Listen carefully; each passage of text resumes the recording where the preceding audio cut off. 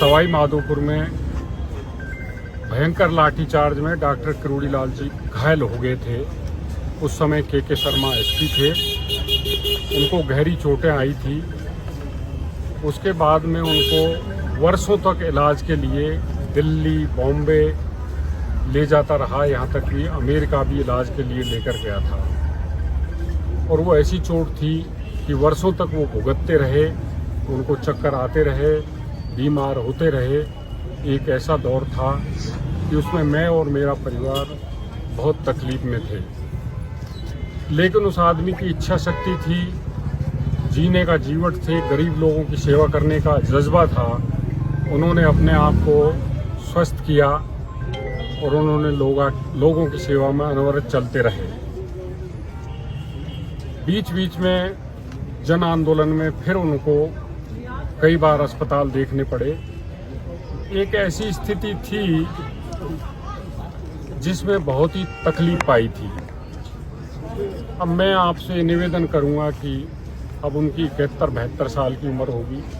सवाई माधोपुर के लाठीचार्ज के समय वो जवान थे। उस समय पुलिस ने उनको अधमरा कर दिया था और अब 71-72 साल का आदमी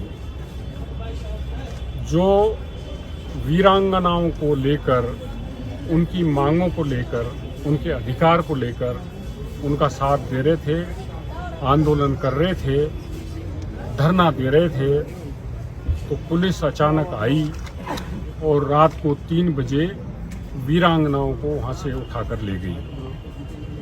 उस समय डॉक्टर साहब धरना स्थल से 3 बजे अपने घर पर आए ही थे। उसके बाद में उनको पता लगा कि वीरांगनाओं को उठा ले गए हैं। वो सुबह जो वहाँ से कार्यकर्ता थे उनको सेज थाने में बंद कर दिया। वो सेज थाने गए, कार्यकर्ताओं से मिले, वहाँ लोगों से पूछा। उसके बाद में वो वहाँ से उन वीरांगनाओं का कोई पता नहीं लगाया, इसलिए वो दर थाने में उनको ढूंढ रहे थे। और उन्होंने पुलिस को एक ही बात कही कि भाई मेरे को उनसे मिला दो। और अंत में तो उन्होंने कहा कि चौमू सामोद के वहाँ जाकर हम हनुमान जी के दर्शन करने जा रहे हैं। लेकिन पुलिस ने आगे ट्रैक्टर खड़ा कर दिया, कार्यकर्ताओं को मारा पीटा, डॉक्टर साहब के साथ बदतमीजी की। और ये हद है। चोट तो उन्हें 10 आई है, 20 आ जाती, 30 आ जाती। वो तो राणा सांगा है, 99 घाव पहले ही खा के बैठे हैं। लेकिन सबसे बड़ी दुखद घटना ये है कि उनको इतना बेइज्जत किया गया कि जो दिल में उन्होंने तीर मारा है, जो सेल मारा है, वो ना उनसे निकल सका है, ना मेरे से निकल सकेगा, ना कार्यकर्ताओं से निकल सकेगा। कम से कम इतनी उम्र के आदमी को, जो राज्यसभा का सदस्य है, जो राजस्थान में मंत्री रहे हैं, एमएलए रहे हैं, लोकसभा सदस्य रहे हैं, उनके साथ इतनी बदतमीजी करना, ये तानाशाही की पराकाष्ठा है। इसलिए मैं बहुत भावविभोर हूँ, बहुत भावुक हूँ। और मेरे भाई को जिसको मैंने इस तरह से जीवन भर साधा है, पूजा है, उसके अपमान को मैं सहन नहीं कर पा रहा हूँ। उन्होंने लोगों की सेवा की है, दीनहीन गरीब की सेवा की है, युवाओं का साथ दिया है। सब लोग आहत हैं सुनकर इस बात को कि ये पुलिस ने, प्रशासन ने, ये सरकार ने बहुत बुरा किया है। इसलिए मेरा आप लोगों से निवेदन है, कल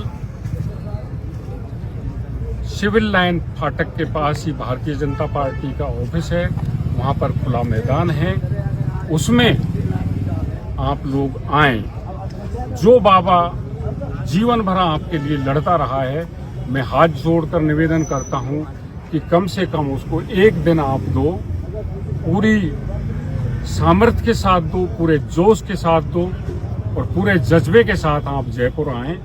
हमें हमारी बात रखनी है, ना कोई कानून व्यवस्था बिगाड़नी है, ना किसी तरह की कोई और ऐसी अनहोनी घटना के लिए हम तैयार हैं जिससे किसी तरह का विपरीत प्रभाव पड़े। आप आएं, अपनी बात रखें, हम आगे बढ़ेंगे, आगे जाएंगे। सरकार सो चुकी है चिर निद्रा में और अभी उनकी नींद खुलने में समय है। उस नींद को खोलना बहुत आवश्यक है, इसलिए आप लोगों को आना पड़ेगा। मेरा करबद्ध निवेदन है, आप लोग में, आप किसी भी विचारधारा के हो सकते हैं, आप किसी भी पार्टी के हो सकते हैं, आप किसी भी संगठन के हो सकते हैं, लेकिन ये बाबा हम सबका है, आपका है, मेरा है, आपका है। इसलिए आप अगर कहीं किसी चीज पर किसी को मतभेद है और कहीं कोई वो टकराती है, आप सबको बुलाकर आपसे निवेदन है कि कल दिनांक 11 मार्च 2023 को आप 11 बजे से पहले एकत्रित हो जाएं। हम शांतिपूर्वक अपनी बात को रखेंगे, क्योंकि जो आंदोलन चल रहा था वो गांधीवादी तरीके से चल रहा था, कोई हिंसा का स्थान नहीं था। हर जगह उन्होंने लोगों को यही कहा था कि भाई हमको कोई हिंसात्मक कार्रवाई नहीं करनी है। उस धरने के दौरान भी मंत्री आए, आश्वासन देके गए, समझौता लगभग तकरीबन तैयार था। माननीय मुख्यमंत्री जी के कानाफूसी करके किसी ने ट्वीट डला दिया, मामला और आगे बढ़ता चला गया। मैं माननीय मुख्यमंत्री जी को भी ये निवेदन करूंगा कि आप प्रदेश के मुखिया हैं, आपको इतना एग्रेसिव नहीं होना चाहिए, आपको इतना पूर्वाग्रहों से ग्रसित नहीं होना चाहिए। जब आपके 2 मंत्री किसी चीज का समझौता करके चले गए तो वो निर्णय सामूहिक मंत्रिमंडल का होता है, तो आपने तो उस संसदीय परंपरा को भी तोड़ दिया। इसलिए मेरा आप लोगों से सभी से आग्रह है, सभी लोगों से आग्रह है कि आप कल समय से पहुंच जाएं। समय से पहुंचकर हम अपनी बात रखेंगे।